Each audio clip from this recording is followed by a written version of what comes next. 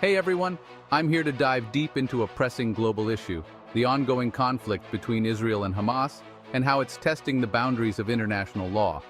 First off, let's set the stage. Israel and Hamas have been locked in conflict for years, but each new escalation brings fresh scrutiny. The heart of the matter? The law of war, also known as international humanitarian law. This law is designed to limit the effects of armed conflict for humanitarian reasons. Now, the State Department has raised some serious criticisms about the conduct of both parties. But why should this matter to you or me?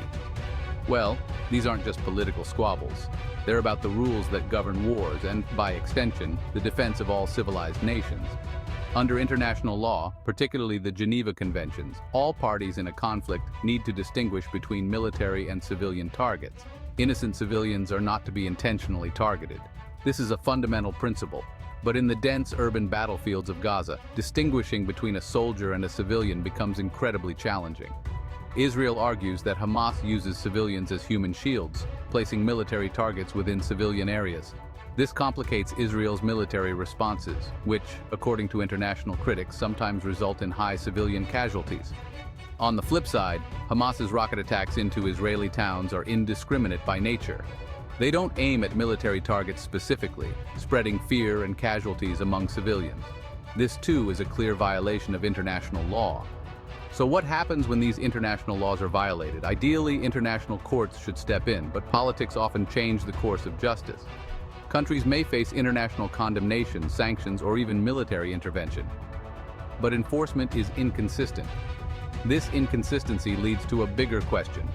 If the rules of war aren't enforced uniformly, do they actually deter bad behavior? It's a tough pill to swallow, but it pushes us to think about the effectiveness and the implementation of international law. As we watch this conflict unfold, remember, it's not just about the immediate impact. It's about setting precedents for how conflicts are handled globally.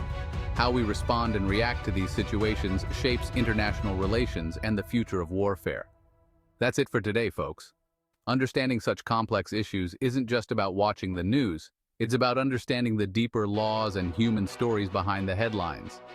Thanks for tuning in, and don't forget to engage with these topics critically and compassionately. Stay informed, stay thoughtful, and see you in the next video. If you found this video insightful, please like, share, and subscribe to our channel for more in-depth analyses on global issues.